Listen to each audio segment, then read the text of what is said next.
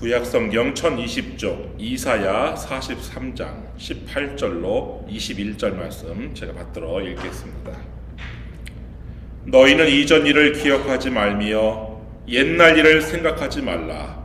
보라, 내가 새 일을 행하리니 이제 나타낼 것이라. 너희가 그것을 알지 못하겠느냐. 반드시 내가 광야의 길을 사막의 강을 내리니 장차 들짐승 곧 승냥이와 타조도 나를 존경할 것은 내가 광야의 물을 사막의 강들을 내어 내 백성 내가 택한 자에게 마시게 할 것임이라. 이 백성은 내가 나를 위하여 지었나니 나를 찬송하게 하려 함이니라. 아멘. 사람은 위기의 순간을 절대 잊지 못하죠. 살아가다 보면 한 번씩 누구나 한 번쯤 여기가 끝인가 보다라고 느끼는 순간을 마주해요. 이스라엘 백성에게는 출애굽 사건이 바로 그런 순간이었어요. 앞에는 홍해가 가로막고 있었고 뒤에는 애굽의 군대가 추격해 오고 있었어요. 앞으로 나갈 수도 없고 뒤로 물러설 수도 없어요. 완전히 진퇴양난의 절체절명의 순간이에요. 그때 하나님께서 길을 내셨어요. 바다에. 오늘 이사야 43장 16절 말씀 보시면 나 여호와가 이같이 말하노라. 바다 가운데의 길을 큰 물 가운데에 지름길을 내고. 홍해가 갈라지고 물이 벽이 되어서서 백성들이 이 마른 땅을 건너갈 수 있었어요. 반대로 이 뒤따르던 애굽의 군대는 그 바다에 잠기게 되었죠. 17절 병거와 말과 군대의 용사를 이끌어내어 그들의 일시에 엎드러져 일어나지 못하고 소멸하기를 꺼져가는 등불 같게 하였느니라. 하나님께서는 이 구원의 사건을 이스라엘 백성들이 잊지 않고 대대로 기억하기를 원하셨어요. 그래서 유월절과 무교절 이런 절기를 제정을 하시고 지키게 하셨는데 출애굽기 12장 17절 말씀 보시면 너희는 무교절을 지키라. 이날에 내가 너희 군대를 애굽 땅에서 인도하여 내었음이니라. 그러므로 너희가 영원한 규례로 삼아 대대로 이날을 지킬지니라. 이 유월절과 무교절은요 별개의 절기가 아니라 하나에 이어진 절기예요.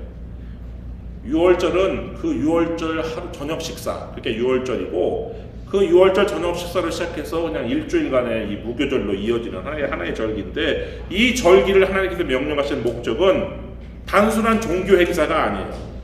하나님의 구원, 그 구원 사건을 기억하는 교육적 사건인데 자녀들이 이 유월절과 무교절을 지킬 때 유월절 저녁 식사를 할 때 이렇게 물을 때가 온다는 거예요. 출애굽기 12장 26절 이후에 너희의 자녀가 묻기를 이 예식이 무슨 뜻이냐 하거든 그때 이렇게 대답하라고 말씀하시는데 출애굽기 12장 17절 너희는 이르기를 이는 여호와의 유월절 제사라. 여호와께서 애굽 사람에게 재앙을 내리실 때에 애굽에 있는 이스라엘 자손의 집을 넘어사 우리의 집을 구원하셨느니라 하라 하매. 그런데 하나님께서는 오늘 본문에서는 이렇게 말씀하고 계세요. 18절 너희는 이전 일을 기억하지 말며 옛날 일을 생각하지 말라. 여기서 이전 일, 옛날 일은 그 바로 앞에 16절 17절에 나오는 출애굽 사건이에요. 하나님께서 바다 가운데 길을 내시고 큰 물 가운데 지름길을 내시며 애굽의 병거와 말과 군대를 소멸하셨던 그 놀라운 구원의 사건을 잊어버리라고, 기억하지 말라고, 생각하지 말라고 명령하시고 있어요. 여러분, 하나님께서 출애굽 사건을 잊어버리라고 이렇게 지금 하시는데 그렇다면 우리는 과거에 하나님께서 나에게 베푸신 은혜를 기억해야 돼요? 아니면 잊어버려야 돼요? 분명한 것은 하나님께서는 기억을 매우 중요하게 여기신다는 사실이에요. 다음 세대를 위해서 하나님께서 행하신 구원의 역사, 이걸 기억하고 기념하는 것은 신앙의 핵심이에요. 그런 기억이 사라질 때 신앙교육도 무너지고 잘못된 역사가 반복되기 때문에 그런데요. 사사기의 시대가 그 증거죠. 가나안을 정복한 출애굽 2세대의 믿음이 왜 가나안에서 태어난 3세대로 이어지지 못했죠? 왜 하나님의 은혜로 젖과 꿀이 흐르는 그 풍족한 땅에서 태어난 출애굽 3세대가 하나님을 섬기는 대신에 왜 우상을 섬겼냔 말이에요. 사사기가 이렇게 진단을 하죠. 사사기 2장 10절. 그 세대의 사람도 다 그 조상들에게로 돌아갔고 그 후에 일어난 다른 세대는 여호와를 알지 못하며 여호와께서 이스라엘을 위하여 행하신 일도 알지 못하였더라. 하나님께서 행하신 은혜를 망각했기 때문에 그 기억의 단절이 믿음의 단절이 된 것이란 말이에요. 그리고 그 결과는 곧 우상숭배로 이어지는데 사사기 2장 11절 이스라엘 자손이 여호와의 목전에 악을 행하여 바알들을 섬기며. 이처럼 기억은 믿음을 살리고 망가가 믿음을 무너뜨려요. 그러나 동시에 문제가 하나 있는데 그게 뭐냐? 과거의 은혜를 붙잡고 그때 하나님이 이렇게 하셨다에만 머무는 것이에요. 하나님을 과거의 하나님으로 가두어 버리고 더 이상 새 일을 행하실 수 없는 하나님으로 제한해 버리는 그것이 문제란 말이죠.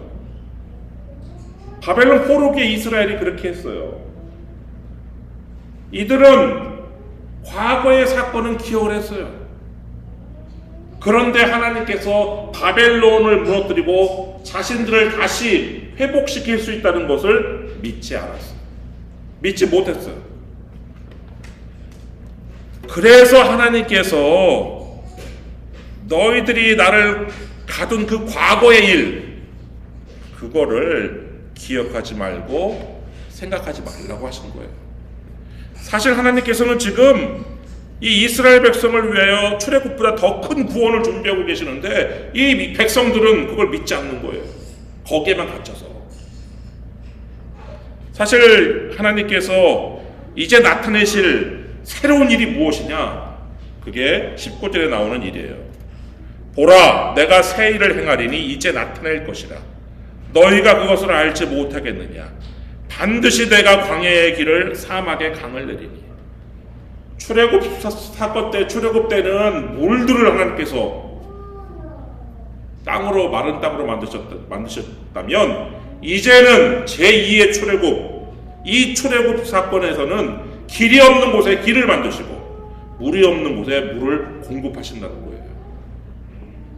그래서 하나님께서 20절과 같이 들짐승들이 하나님을 존경한다고 얘기하는데 장차 들짐승 곧 승냥이와 타조도 나를 존경할 것은 내가 광야의 물을 사막의 강들을 내어 내 백성 내가 택한 자에게 마시게 할 것입니다.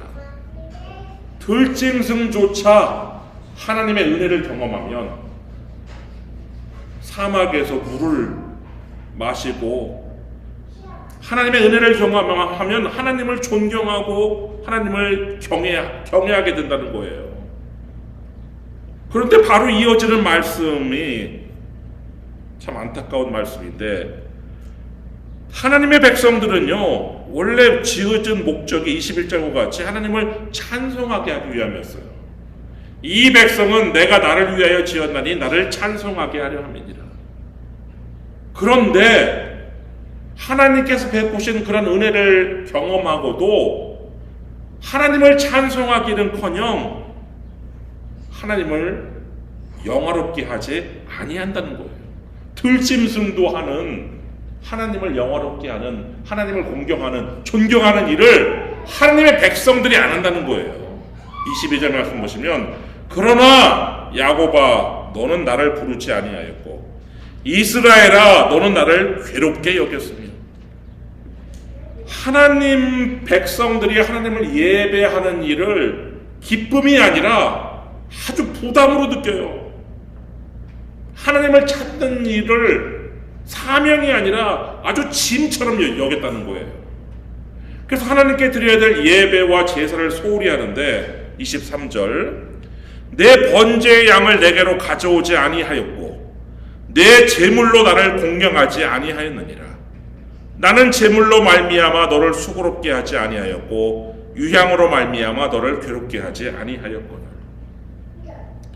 하나님의 백성들이요, 하나님께서 하나님 백성들에게 무거운 짐을 지우시는 분이 아니에요. 근데 이 백성들은 하나님께 드리는 것을 아깝게 여기고 하나님께 드려야 될 향품을 사는데 돈을 쓰는 것을 아주 아깝게 여겼어요.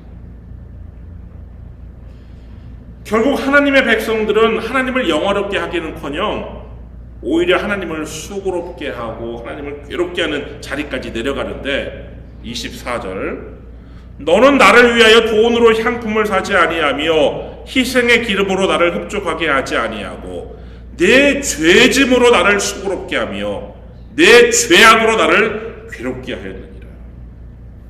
여러분, 우리가 죄를 짓고 악을 행하면요, 그것은 그 사람 피해자에게만 상처를 주는 것이 아니에요.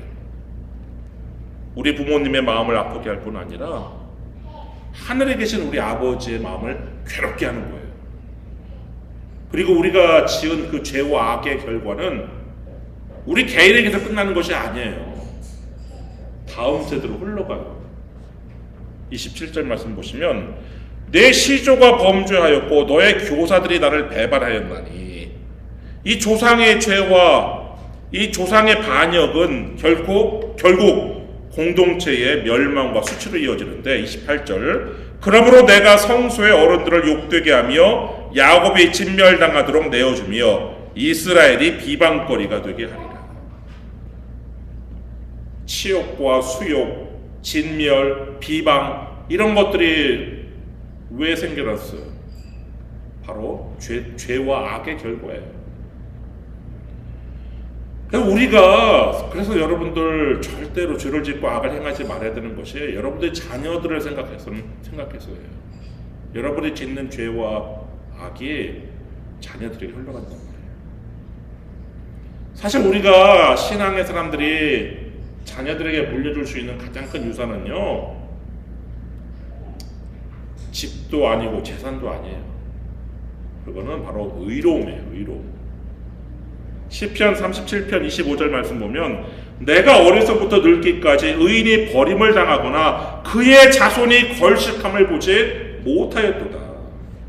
하나님 앞에서 의롭게 사는 사람은요, 자신도 버림받지 않지만 그 자손이 궁핍에 떨어지지 않는다는 거예요.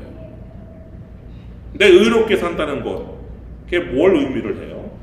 시편은 계속해서 이렇게 이야기를 하고 있어요. 시편 37편 26절, 그는 종일토록 은혜를 베풀고 꾸어주니 그의 자손이 복을 받는도다. 의롭게 산다는 것은 단지 죄를 짓지 않는 사람이 아니에요. 적극적으로 은혜를 베풀고 나누어주는 사람이에요.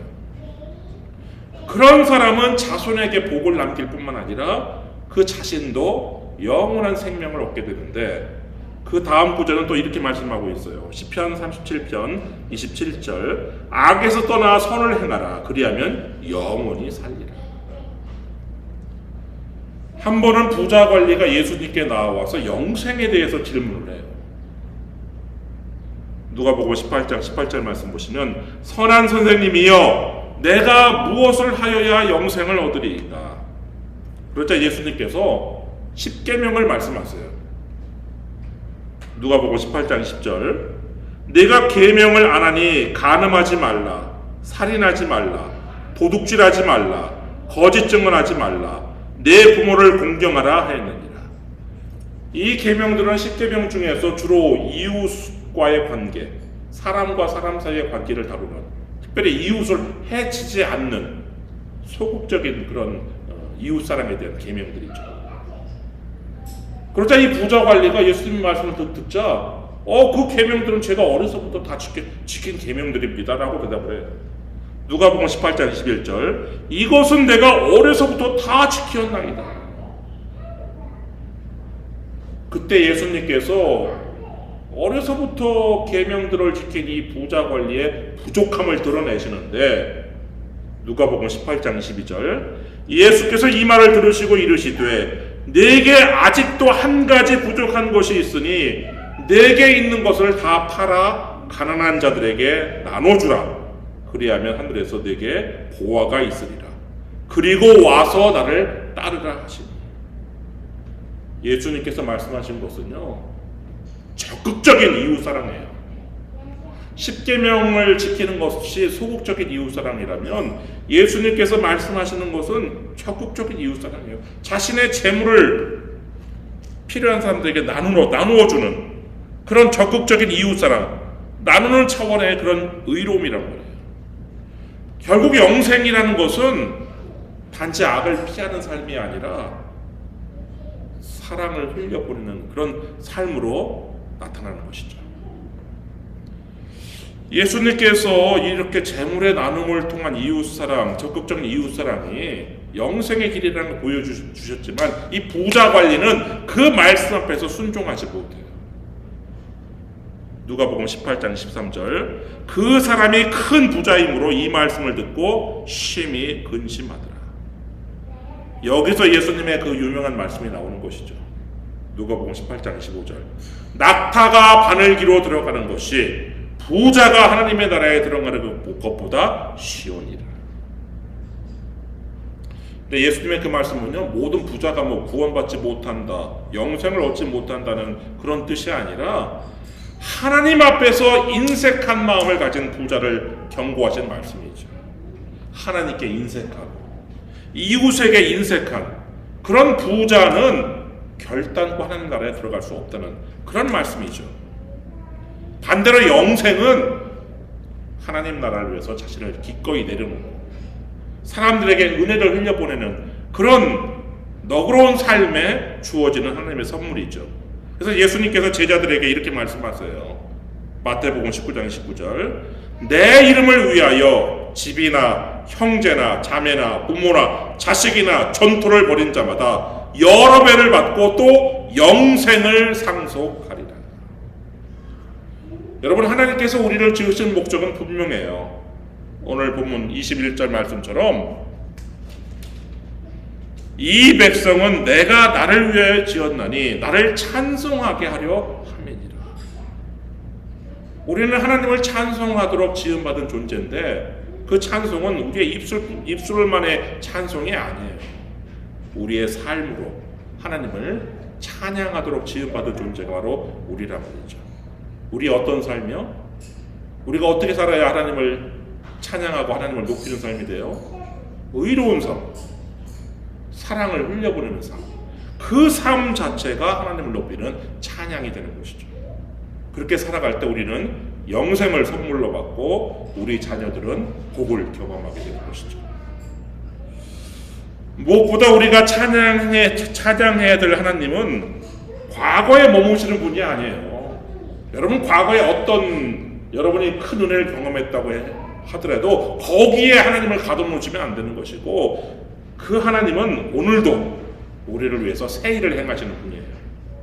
그래서 여러분들이 과거에 머물러 있는, 옛날에 머물러 있는, 옛일에 머물러 있는 기억이 아니라 지금도 새 일을 행하시는 하나님을 바라보면서 살아야 되는 것이죠.